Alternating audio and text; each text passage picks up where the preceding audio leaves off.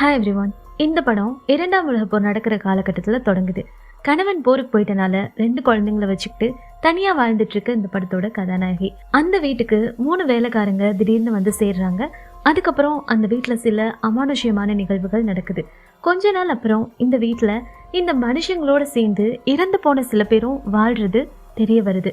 இதை இந்த வீட்டுல இருக்கவங்க கண்டுபிடிச்சாங்களா, இவங்களுக்கு என்ன ஆச்சு, இதெல்லாம் சொல்றதுதான் இந்த படத்தோட கதை. இதை ஃபுல்லா தெரிஞ்சுக்க நம்ம மிஸ் தமிழ் ரிகேப்ஸ்ல அப்லோட் பண்ணிருக்க இந்த வீடியோவை ஃபுல்லா பாருங்க. அதுக்கு முன்னால நம்ம சேனல் இது வரைக்கும் சப்ஸ்கிரைப் பண்ணலன்னா சப்ஸ்கிரைப் பண்ணிருங்க. கூடவே பக்கத்துல இருக்க பெல் பட்டனையும் பிரஸ் பண்ணி விட்டுருங்க. இப்ப வாங்க படத்துக்குள்ள போலாம்.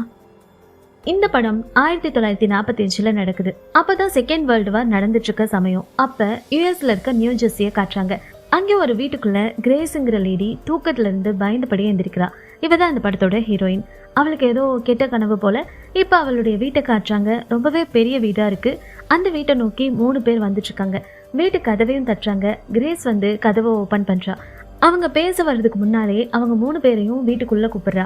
கிரேஸ் இவங்களை பார்த்து நீங்க வீட்டு வேலைக்காக தானே வந்திருக்கீங்க அப்படிங்கிற மாதிரி கேட்கவும் அவங்களும் ஒருத்தர் பார்த்துக்கிட்டு ஆமா அப்படிங்கிற மாதிரி சொல்றாங்க. கிரேஸும் அவங்கள பத்தி சொல்றா. அவங்களுடைய பேர்களை கேட்கிறா. கொஞ்சம் வயசானவரா இருக்க இவர் பேரு டர்ட்டில், இவங்க பேரு மில்ஸ், இந்த சின்ன பொண்ணு பேர் லிடியா. இந்த பொண்ணுக்கு காதும் கேட்காது, வாயும் பேச முடியாது. ஆக்சுவலி இந்த கிரேஸ் கொஞ்ச நாள் முன்னால்தான் வேலைக்கு ஆள் வேணும்னு பேப்பர்ல ஆட் கொடுத்துருப்பா. அதனால இவங்க 3 பேரையும் பார்த்தோன்னே இவ்வளாவே வேலைக்கு வந்தவங்க நினைச்சுக்கிறா. ஆனா உண்மையாவே இவங்க வேலைக்கு தான் வந்திருக்காங்களா அப்படிங்கிறது தெரியல. போக போக தெரியும்னு நினைக்கிறேன். இப்ப இவங்க 3 பேருக்கும் அந்த வீட்டை சுத்தி காட்டுறா. இப்ப என்ன சொல்றான்னா, ஆல்ரெடி இங்க வேலை செஞ்சவங்க 1 வாரத்துல சொல்லாம கொள்ளாம போயிட்டாங்க. சம்பளம் கூட வாங்கிக்கல. நீங்க 3 பேரும் இந்த டைம் வந்தது எனக்கு ரொம்ப சந்தோஷமா இருக்கு அப்படிங்கிற மாதிரி சொல்லிட்டு ஃபர்ஸ்ட் கிச்சனுக்கு கூட்டிட்டு போறா. அங்கே பார்த்துட்டு வெளியில வரும்போது கிச்சன் கதவை க்ளோஸ் பண்ணிடுறா. அடுத்ததா இன்னொரு ரூமுக்கு கூட்டிட்டு போறா. அதையுமே பார்த்ததுக்கு அப்புறம் அந்த கதவையும் உடனே க்ளோஸ் பண்ணிடுறா. இவங்க 3 பேரும் எதுவுமே பேசாம அவ பின்னாலே போயிட்டு இருக்காங்க. இப்ப இங்க ஒரு விஷயத்த கிரேஸ் சொல்றா. இந்த வீட்டுக்குன்னு சில ரூல்ஸ் இருக்கு. நீங்க எந்த கதவை திறந்தாலும் அந்த கதவை மூடிட்டு தான் அடுத்த கதவை திறக்கணும். இதுதான் ஃபர்ஸ்ட் ரூல் அப்படிங்கிற மாதிரி சொல்றா. அடுத்த ரூல் என்னன்னா, நீங்க வேலை செய்யும் போது ரொம்ப அமைதியா இருக்கணும். எனக்கு சத்தம் போடுறது சுத்தமா பிடிக்காது. அதே போல இந்த வேர்ல்டு வார் நடக்கிறனால இப்ப இந்த வீட்டுல கரண்ட் இல்லை. ஸோ அதுக்கேற்ற மாதிரி வேலைகளை நீங்க பாத்துக்கோங்க. நாங்க கரண்ட் இல்லாம வாழ்றதுக்கு ஆல்ரெடி பழகிட்டோம் அப்படின்னு சொல்லிட்டு அடுத்ததான் அவளோட குழந்தைங்களோட ரூமுக்கு கூட்டிட்டு போறா. ஆனா அதுக்கு முன்னால அங்க இருக்க கர்டன்ஸை எல்லாத்தையுமே க்ளோஸ் பண்ண சொல்றா. இதுதான் இந்த வீட்டோட 3rd ரூல், ரொம்ப முக்கியமான ரூல். இவளுக்கு 2 பசங்க, ஒரு பொண்ணு ஒரு பையன். பொண்ணு பேரு ஆனி, பையன் பேரு நிக்கோலஸ். இவங்களுக்கு ஸ்கின் அலர்ஜி இருக்கிறதுனால இவங்களுக்கு சூரிய வெளிச்சம் பட்டாலே ஒத்துக்காது. அதிகமான வெளிச்சம் இருக்க இடத்துல இருந்தாலும் இவங்களோட ஸ்கின் வந்து எரிய ஆரம்பிச்சிடும். அதனால எப்பவுமே குழந்தைங்க வெளியில போகக்கூடாது. அவங்க இருக்க இடமும் ரொம்ப வெளிச்சமா இருக்கக்கூடாது. இதுதான் 3rd ரூல் அப்படிங்கிற மாதிரி சொல்லி முடிக்கிறா. இப்ப இவங்களும் எல்லா ரூலுக்கும் ஓகேன்னு சொல்லிட்டு வேலை செய்ய ஆரம்பிக்கிறாங்க. இந்த மில்ஸ் இப்ப இந்த குழந்தைங்களுக்கு சாப்பாடு கொடுத்துட்டே இருக்கும்போது அவங்க கிட்ட சும்மா பேசிட்டு இருக்காங்க. அப்ப அந்த குழந்தைங்க, எங்க அம்மா அப்படித்தான் எப்ப பார்த்தாலும் கோவமாவே இருப்பாங்க. எங்க அப்பா வாருக்கு போனதுக்கு அப்புறம் திரும்பி வரவே இல்லை. அதனால எங்க அம்மா எப்பவுமே எல்லாருக்கிட்டும் சிடுசிடுன்னு தான் பேசுவாங்க அப்படின்னு சொல்லிக்கிட்டே இருக்கும்போதே கரெக்டா அங்கே கிரேஸ் வந்துடுறா. இப்ப அவ மில்ஸை கூப்பிட்டு குழந்தைங்க கிட்ட என்ன பேசிட்டு இருக்கீங்க, ஃபேமிலி விஷயத்தை பத்திலாம் இந்த மாதிரி குழந்தைங்க கிட்ட பேசக்கூடாது அப்படிங்கிற மாதிரி வார்ன் பண்ணிடுறா. அப்பதான் சர்வெண்ட் வேணும்னு அவ நியூஸ் பேப்பர்ல ஆட் கொடுக்கறதுக்காக வச்சிருந்த லெட்டரை பாக்குறா. அப்பதான் அவளுக்கு தெரியுது இந்த லெட்டர் அவ போஸ்ட் பண்ணவே இல்லைன்னு. அப்புறம் எப்படி இவங்க வீட்டுக்கு வந்தாங்க, இவங்க உண்மையாவே வேலைக்காரங்களா அப்படிங்கிற மாதிரி குழப்பம் வருது. உடனே மில்ஸை கூப்பிட்டு கேட்கறா. இந்த மில்ஸ் என்ன சொல்றாங்கன்னா, நான் ஆல்ரெடி இந்த வீட்டுல தான் கொஞ்சம் வருஷங்களுக்கு முன்னாடி வேலை செஞ்சேன். அதுக்கப்புறம் வேலையை விட்டுட்டு போயிட்டேன். இந்த வீடும் கைமாறிடுச்சு. இப்ப போர் நடக்கிறதுனால எனக்கு வேற வேலையே கிடைக்கல. அதான் இங்க ஏதாச்சும் வேலை கிடைக்குமான்னு பாத்துட்டு போலான்னு வந்தேன். நீங்களும் வேலை கொடுத்துட்டீங்க அப்படிங்கிற மாதிரி சொல்றாங்க. இதை கேட்டோடனே கிரேஸ்க்கும் பெருசா எந்த சந்தேகமும் வரல. ஓகேன்னு சொல்லிடா. அடுத்ததா குழந்தைங்களுக்கு பைபிளை ரீட் பண்ணி காட்டிட்டு இருக்கா. நல்ல விஷயங்களை மட்டும்தான் பண்ணணும், கெட்டது பண்ணா செத்ததுக்கு அப்புறம் நரகத்துக்கு தான் போவோம்னு சொல்லிட்டு இருக்கா. அந்த குழந்தைங்களும் அதை கேட்டுட்டு இருக்காங்க. இப்ப கிரேஸ் 2 பேருமே வேற வேற ரூம்ல உட்காந்து கான்சென்ட்ரேட் பண்ணி படிக்க சொல்றா. அவங்க படிக்க போன பிறகு இப்ப லிவிங் ரூமுக்கு வரா. கொஞ்ச நேரத்துல ஏதோ ஒரு குழந்தை அழுகிற சத்தம் கேக்குது. ஒருவேளை அந்த நிக்கோலஸ் தான் அழுகிறானான்னு பயந்து போய் கிரேஸ் வேகமா அவனோட ரூமுக்கு போறா. ஆனா அவன் அங்க ரொம்பவே நார்மலா படிச்சுட்டு இருக்கான். ஒருவேளை அது ஆனியோட சித்தமா இருக்குமோ நினைச்சு அங்கேயும் போறா. ஆனியும் நார்மலா தான் இருக்கா. இப்ப கிரேஸ் அவகிட்ட ஏதோ குழந்தை அழுத மாதிரி சத்தம் கேட்டுச்சு, நீ அழுதியா அப்படிங்கிற மாதிரி கேட்கவும் அவளும் நான் அழல, விக்டர் தான் அழுதான்னு சொல்றா. இதை கேட்டோடனே கிரேஸ்க்கு பயங்கர ஷாக் ஆகுது. விக்டரா, யார் அந்த விக்டர் அப்படின்னு கேட்கவும் இப்ப ஆனி அந்த விக்டரை பத்தி சொல்ல ஆரம்பிக்கிறா. விக்டர் வந்து ஒரு சின்ன பையன் தாமா, இவ்வளவு நேரம் இந்த ரூம்குள்ளதான் இருந்தான்.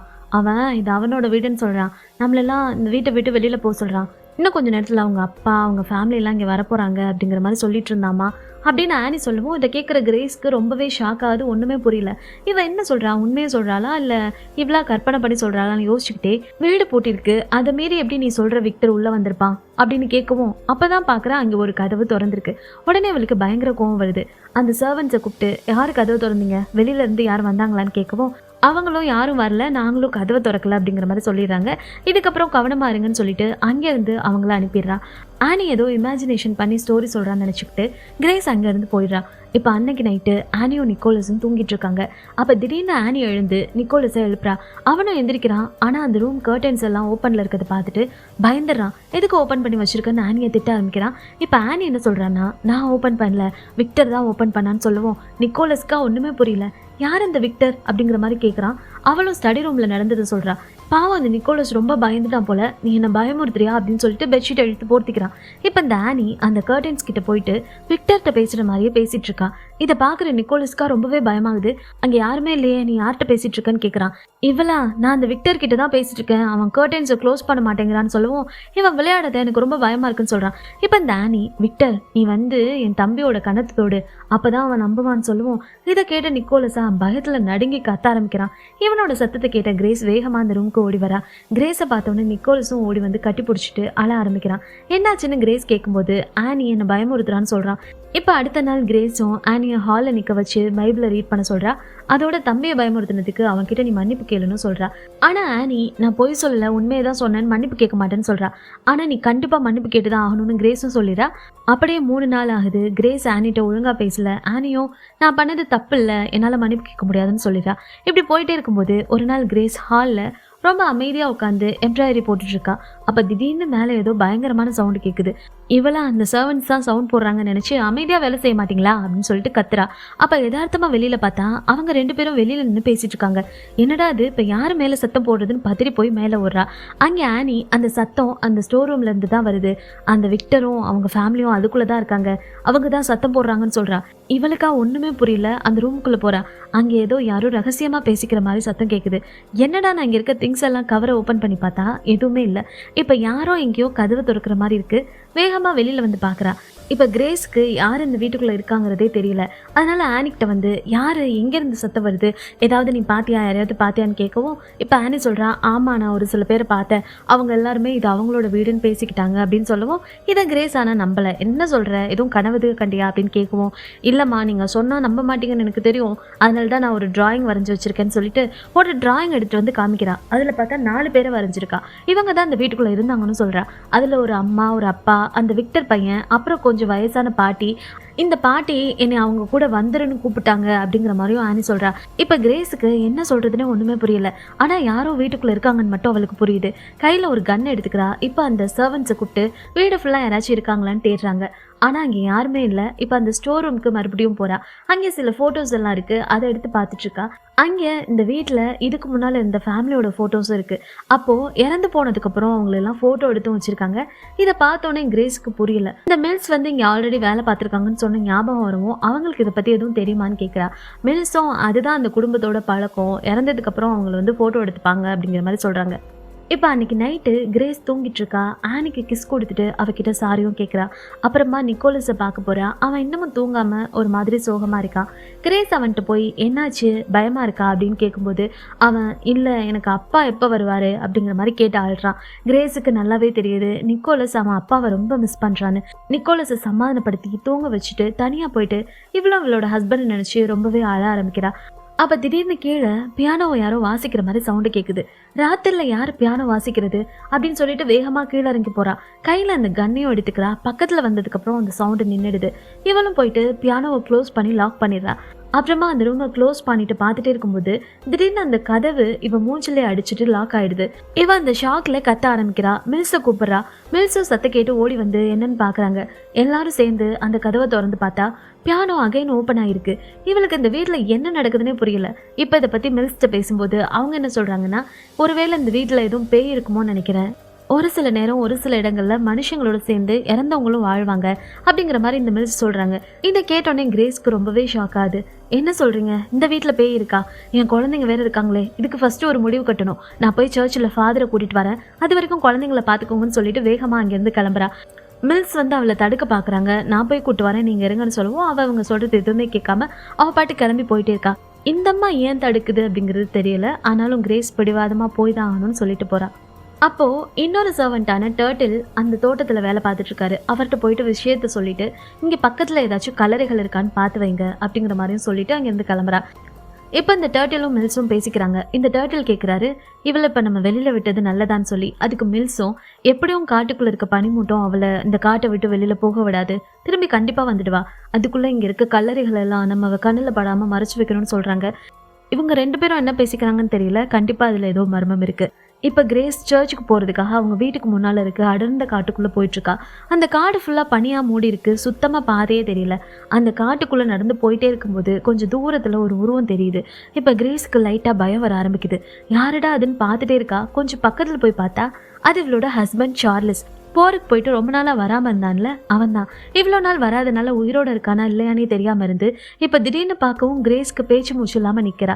இப்போ இவனை வீட்டுக்கு கூட்டிகிட்டு வரா. இவன் வந்த சந்தோஷத்தில் சர்ச்சுக்கு போக வேண்டிய விஷயத்தையும் மறந்துடுறா. வீட்டுக்கு வந்ததுக்கப்புறம் இதான் என்னோட ஹஸ்பண்ட் சொல்லிட்டு மில்ஸ் கிட்ட இன்ட்ரடியூஸ் பண்ணுறா. அதுக்கப்புறம் சார்லஸ் அவனோட குழந்தைங்களை போய் பார்க்குறான். அதுக்கப்புறமா அவனோட ரூமில் போய் ரெஸ்ட் எடுக்கிறான். ரொம்பவே உடம்பு சரியில்லாத போல இருக்கான். அன்றைக்கி நைட் உட்காந்து சாப்பிட்டுட்டு இருக்காங்க. அப்போ மறுபடியும் ஆனி விக்டர் இங்கே தான் இருக்கான்னு சொல்கிறா. இப்போ கிரேஸ்க்கு கோபம் வருது. இந்த வீட்டில் நம்மளை தவிர யாருமே இல்லை, தேவையில்லாமல் இந்த மாதிரி கதையெல்லாம் இனிமேல் சொல்லிட்டு இருக்காதுன்னு ஆனி கிரேஸை திட்டிடுறா. இப்போ ஆனியும் அழுதுகிட்டே உள்ளே ஓடிறா. இப்போ அவளை இந்த மில்ஸ் போய் சமாதானப்படுத்துகிறாங்க. உன்னை நான் நம்புகிறேன், நீ சொல்கிற மாதிரி இந்த வீட்டுக்குள்ளே சில பேர் வந்தாங்க, அவங்கள நானும் பார்த்துருக்கேன், சீக்கிரமாவே திரும்பி வருவாங்க அப்படிங்கிற மாதிரி இந்த அம்மா சொல்லிட்டு இருக்காங்க. அப்படியே அந்த சீன் கட் ஆகுது. அடுத்ததான் இந்த 3 சர்வன்ஸும் பேசிட்டு இருக்காங்க. நம்மளோட பிளானுக்கு இந்த கிரேஸ் கண்டிப்பா ஒரு தடையா இருப்பான்னு பேசிக்கிறாங்க. இவங்களோடது என்ன பிளானு என்ன கதைன்னு நம்மளுக்கு புரியல. அடுத்த நாள் கிரேஸ் ஆனிக்கு அவளே ஸ்டிச் பண்ண ஒரு ட்ரெஸ்ஸை போட்டு விட்டு பார்க்குறா. ஆனிக்கு அந்த ட்ரெஸ் ரொம்ப பிடிச்சிருக்கு. இன்னைக்கு ஃபுல்லாக நான் அந்த ட்ரெஸ்ஸே போட்டுக்க போறேன்னு சொல்லிட்டு இருக்கா. இப்படியே பேசிட்டு கிரேஸ் அவளோட ஹஸ்பண்டை பார்க்க போறா. அவனுக்கு இன்னுமே உடம்பு சரியாகல, ரொம்பவே டயர்டாக படுத்திருக்கான். கொஞ்ச நேரம் அவன்கிட்ட பேசிட்டு இருந்துட்டு அதுக்கப்புறமா மறுபடியும் ஆனியை பார்க்க வரா. ஆனி பின்பக்கமா திரும்பி எதையோ கையில வச்சு விளையாடிட்டு இருக்கா. என்ன பண்ற ஆனின்னு கேட்டுக்கிட்டே கொஞ்சம் முன்னால வரா கிரேஸ். பார்த்தா ஆனியோட கையெல்லாம் ஒரு மாதிரி வயசானவங்களோட கை மாதிரி சுருங்கி போயிருக்கு. கிரேஸ் வேகமா முன்னால போய் பார்த்தா அது ஆனியே இல்ல, வேற யாரோ ஒரு வயசான லேடி உட்காந்துட்டு இருக்காங்க. இதை பார்த்தோன்னே பயங்கரமா கிரேஸ் அந்த லேடியை அட்டாக் பண்ண ஆரம்பிக்கிறா. யார் நீ, என் பொண்ணு எங்கன்னு கேட்டுட்டு தள்ளி விடுறா. லாஸ்டா ஃபேஸை கவர் பண்ணிருக்க அந்த ஸ்கார்ஃப் எடுத்துட்டு பார்த்தா அகைன் அங்கே ஆனி தான் இருக்கா. இவ்வளோ நேரம் ஆனியை தான் அடித்தோமா, இல்லையே அந்த வயசான பொம்பளை நான் பார்த்தேனுங்கிற மாதிரி ஒரு ஷாக்கில் இருக்கா. ஆனி பயந்து போய் நிற்கிறா. அங்கே மில்ஸ் வந்து ஆனியை கூட்டிகிட்டு போயிடுறாங்க. இப்போ மில்ஸ் கிரேஸ்க்கு ஒரு தலைவலி மாத்திரையே கொடுக்குறாங்க. நீங்கள் இந்த டேப்லெட்டை போட்டு நல்லா ரெஸ்ட் எடுங்க, நான் வீட்டை பார்த்துக்கிறேன்னு சொல்லிட்டு போயிடுறாங்க. இப்போ கிரேஸ்க்கு இந்த மில்ஸை பார்த்தாலும் ஏதோ டவுட்டாக இருக்குது. அதனால அந்த டேப்லெட்டை போடாமல் சிங்கில் போட்டுறா. இப்போ சார்லஸை பார்க்க போகிறான். அவன் என்ன சொல்கிறான்னா, நான் நடந்த விஷயத்த கேள்விப்பட்டேன், நான் போனதுக்கப்புறம் நீ நம்ம பசங்க கிட்ட ரொம்பவே வயலண்ட்டாக பிஹேவ் பண்ணியிருக்க அப்படிங்கிற மாதிரி சொல்லவும் கிரேஸ் இதை அக்செப்ட் பண்ண மாட்டா. இல்லை, நான் நம்ம பசங்களை நல்லா தான் பார்த்துக்கிட்டேன், அவங்க மேலே எனக்கு ரொம்பவே அன்பு இருக்குன்னு சொல்கிறா. சார்லஸும் இப்போ சரி நான் கிளம்புறேன், நான் வந்ததே உங்களை ஒரு டைம் பார்த்துட்டு குட் பை சொல்லிட்டு போகலான்னு தான் வந்தேன்னு சொல்கிறான். அகைன் நான் போய் மிலிட்ரியில் ஜாயின் பண்ணணும் அப்படிங்கிற மாதிரி சொல்லிட்டு கிளம்புறான். இதை கேட்கும் கிரேஸ்க்கு இன்னும் ஷாக் ஆகுது. ரொம்ப ஃபீல் பண்ணி கத்த ஆரம்பிக்கிறா. இப்போ சார்லஸும் அவளை சமாதானப்படுத்தி தூங்க வைக்கிறான். ஆனாலும் அடுத்த நாள் காலையில் அவன் அங்கேருந்து கிளம்பி போயிருக்கான். எந்திரிச்சு பார்த்ததும் அவன் இல்லைங்கிறத தெரிஞ்சுக்கிற கிரேஸ் அவனை தேடி கேட் வரைக்குமே போறா. அவனை அதுக்கப்புறம் பார்க்க முடியுமா முடியாதான்னு யோசிச்சுக்கிட்டே ரொம்பவே ஃபீல் பண்ணிட்டு அதே இடத்துல நிற்கிறான். இங்கே ஆனியும் நிக்கோலஸும் தூங்கிட்டு இருக்காங்க. ஆனால் அவங்க ரூம் எப்பவும் போல இல்லாமல் ரொம்பவே வெளிச்சமாக இருக்கு. கண் முழிக்கிற ஆனி ரூமோட வெளிச்சத்தை பார்த்ததும் பயங்கரமா கத்த ஆரம்பிக்கிறா. அவளோட சத்தத்தை கேட்ட கிரேஸ் கேட்ல இருந்து வேகமா வீட்டுக்குள்ள ஓடி வரா. உள்ள வந்து பார்த்தா அந்த ரூமே ரொம்ப வெளிச்சமா இருக்கு. அங்க இருக்க ஒரு கர்டைன்ஸ் கூட அங்க கிடையாது. குழந்தைங்க பயந்து போய் அந்த பெட்டு கீழே உட்காந்துட்டு இருக்காங்க. கிரேஸுக்கா இதை பார்த்தோன்னே ஒன்றுமே புரியல. ஒரு பெட்ஷீட்டை வேகமாக எடுத்து அந்த 2 குழந்தைங்களையும் கவர் பண்ணிவிட்டு அங்கேருந்து தூக்கிட்டு ஒரு இருட்டான ரூமுக்கு கூட்டிகிட்டு போகிறா. அவங்கள அங்கே விட்டுட்டு இந்த சர்வன்ஸை கூப்பிட்டு யார் இதை பண்ணுது, கர்டன்ஸ்லாம் யார் எடுத்ததுன்னு கத்துறா. இப்போ அவங்க 3 பேரும் கொஞ்சம் வியர்டாக பிஹேவ் பண்ணுறாங்க. அந்த குழந்தைங்களுக்கு அலர்ஜி எல்லாம் இப்போ சரியாச்சா இல்லையான்னு வெளிச்சம் பட்டாதானே தெரியும் அப்படிங்கிற மாதிரி சொல்லுவோம். இதை கேட்ட உடனே கிரேஸ்க்கு இன்னும் கோபம் வருது. வேகமாக போய் அவளோட கன் எடுத்துக்கிறா. இவங்களும் அசராமல் அவன் முன்னால் வந்து நிற்கிறாங்க. இதை பார்க்கவும் இவளுக்கு ஷாக்காகவும் இருக்கு, பயங்கரமா கோபமும் வருது. நீங்கெல்லாம் யாரு, என்ன பிளானோட வந்திருக்கீங்க, உடனடியாக வீட்டை விட்டு வெளியில போங்கன்னு சொல்லவும் இவங்களும் வீட்டுக்கு எல்லாம் கொடுத்துட்டு அங்கேருந்து கிளம்பிடுறாங்க. வெளியில போனப்புறம் இந்த மில்ஸ் என்ன சொல்றாங்கன்னா, இப்போ அந்த கல்லறையை ஓப்பன் பண்ணி வைக்க வேண்டிய நேரம் வந்துருச்சுன்னு சொல்லிட்டு போறாங்க. வீட்டுக்குள்ள கிரேஸ் அந்த கர்டன்ஸை தேடிட்டு இருக்கா. ஆனா அது இவ எங்க தேடியும் கிடைக்கல. இப்ப ஆனியும் நிக்கோலஸும் உட்காந்து படிச்சுட்டு இருக்காங்க. ஆனி இப்ப அவளோட அம்மாவை பத்தி நிக்கோலஸ்ட்ட சொல்லிட்டு இருக்கா. அம்மாக்கு ஏதோ ஆயிடுச்சு, அவ ரொம்ப வயலண்டா நடந்துக்கிறா, அன்னைக்கு என்னை போட்டு பயங்கரமா அடிச்சுட்டாங்க, அம்மா பைத்தியம் ஆயிட்டு இருக்காங்கன்னு நினைக்கிறேன்னு சொல்றா. ஆனா நிக்கோலஸா இதை நம்ப மாட்டான். இப்ப ஆனிக்கு ரொம்ப கோவம் வருது. நீ அப்ப இங்கே இரு, நான் அந்த வீட்டை விட்டு வெளியில போறேன், நான் போய் அப்பாவை தேடி கண்டுபிடிக்க போறேன்னு சொல்லிட்டு அங்க இருக்க ஜன்னல் வழியா வெளியில போறா. இதை பார்த்தோன்னு நிக்கோலஸும் ரொம்ப பயப்படுறான்.